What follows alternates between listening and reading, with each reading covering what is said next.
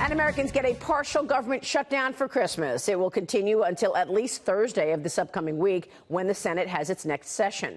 The big stumbling block in negotiations is funding the president's border wall, with the president demanding $5 billion to fund it. While Democrats continue to say no, Nancy Pelosi says it's immoral. This morning, President Trump taking to Twitter to write this: the only way to stop drugs, gangs, human trafficking, criminal elements, and much else from coming into our country is with a wall or a barrier. Drones and all of the rest are wonderful and lots of fun, but it is only a good old-fashioned wall that works. President Trump had a lunch meeting with conservative lawmakers yesterday about border security, and one of those lawmakers in attendance is my first guest this morning. He told the president he would have his back if it came to this. North Carolina Congressman Mark Meadows is with us.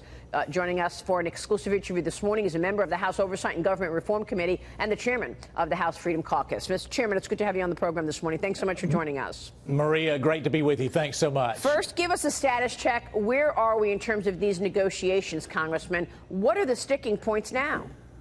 Well, I think the sticking point is really that Nancy Pelosi is driving most of this negotiation. You would think it would be Chuck Schumer, but I can tell you, based on conversations I've had as recent as this morning, it seems like Nancy Pelosi is actually the leader, the minority leader in the Senate. And so they've come at an impasse. This is all about trying to make sure that Donald Trump does not secure the border. And it's really more out of their dislike for this president than really about the communities that they are really should be upholding to make sure that they're safe. Well, I think this is a really important point that you're making, because this is supposed to be about border security. And the Democrats always say we are for border securities, and yet we haven't seen any votes yes on ending sanctuary cities, on voting for Kate's Law, on, the border wall. So I mean, there's only one thing you could think about what this means, and they just don't want the president to fulfill another campaign promise.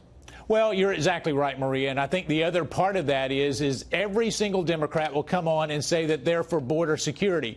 They are, except for one problem. Their vote does not match their rhetoric. And so, we're looking for compromise. I can tell you I was with the president and his team yesterday. I saw Mick Mulvaney earlier this morning. They're looking for ways to make sure that we can get this done. Hopefully we will. But I can tell you it seems like the Democrats have dug in and are trying to make sure that this shutdown lasts a lot longer than it should. Well, I mean, you're looking at next week when the Senate resumes on the 27th. But what if it does? How are you going to get them to agree on the 27th to come up with the money for the border wall? I mean, what happens if this goes into January? Don't you have a worse off situation once the Democrats take the majority in the new Congress? Well, without a doubt, when the Democrats are in control of the House, certainly the 217 Republicans that voted with the president just a few days ago will be in the minority. But I think, it's all about having options. We spend billions of dollars. Maria, maybe this is a solution. We spend billions of dollars every year in improper payments. So maybe Senator Schumer would go with me and say anything that we recover that we can spend on the wall. That's one option that he wouldn't even have to appropriate. There are a number of options that wouldn't cost the American taxpayer money and yet would secure our border. I think cooler heads need to prevail. Well, what are you negotiating at now in terms of numbers? The president said $5 billion. Is he willing to accept under $3 billion? What's the neighborhood that's being discussed right now?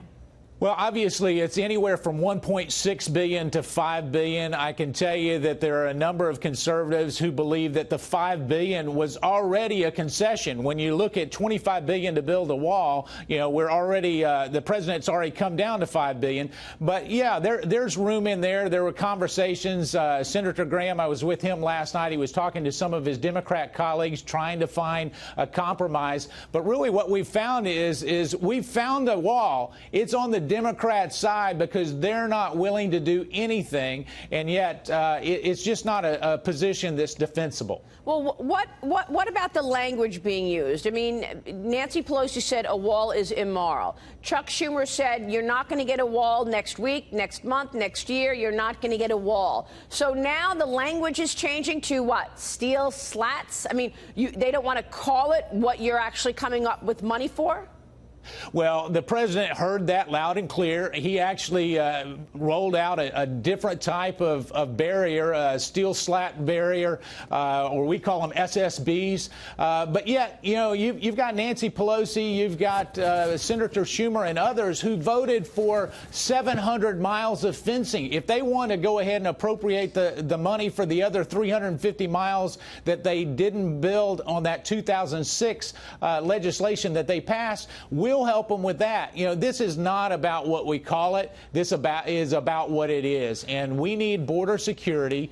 The Democrats don't want it, and most Americans do. But why would they not want it, Congressman? I mean, it sounds like crazy to hear you say they don't want border security. They say they do want border security. Why would they not want border security? Well, I think what it is, it's all about one campaign promise. They know that this was a central theme for this president, and quite frankly, it was what ultimately made the day and why Democrats came over, unaffiliated came over, and voted for this president. They know that that was a central theme for part of his campaign, and they just don't want him to fulfill it. When we look at that, yes, they do say they're for border security, but they're for everything that doesn't matter. When it really gets to sanctuary cities or Kate's Law or a barrier or asylum reform, they're absolute no each and every time, and you can look at the voting record and verify that. But I just find it really extraordinary that just last week you all passed a farm bill which cost $850 billion plus.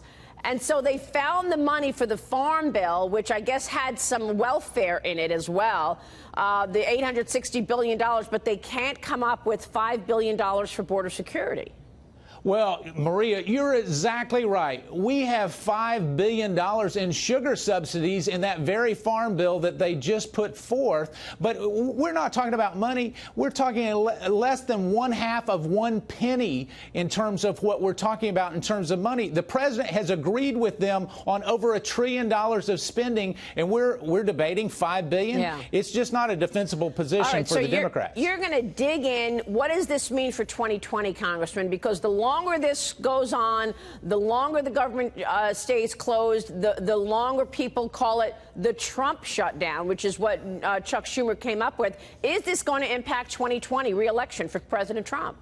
Well, it'll impact President Trump if he doesn't keep his campaign promises. I can tell you this, that when we're looking at this, we're there at the White House yesterday. The president was trying to make sure that it had minimal impact on federal employees, minimal impact on the American people, and say, how can we manage this in such a way that we stay firm and resolved, but that it doesn't have the negative implications. And actually, you're already starting to see this. You'll get all kinds of narratives out there, but this president is committed to making sure that American citizens are first in his mind, and he keeps his campaign promise. Real quick before you go, I've got to ask you the status of your investigation into the FBI and the DOJ. We know that once your colleagues get in there in the majority next year, these investigations are dead. Are we going to see any accountability for what took place during the 2016 election, where a couple of people from the FBI and the DOJ tried to stop Donald Trump in any ways that they could have?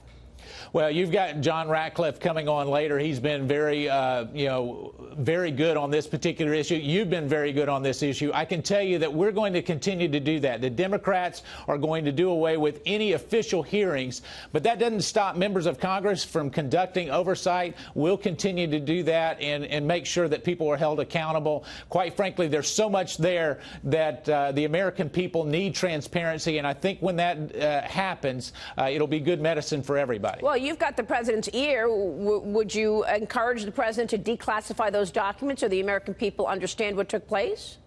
I have, and I will. And you know, listen, the president's typical default is on transparency. He believes that we ought to let the American people see it because he knows what he's done and what he hadn't done. And I do think that we will see declassified documents in the weeks and months to come. All right. We will talk more about that with Congressman John Ratcliffe coming up, who's on the Judiciary Committee. Sir, it's good to see you this morning. We'll be watching the developments. Thanks so much, Mr. Chairman. Thank you, Maria.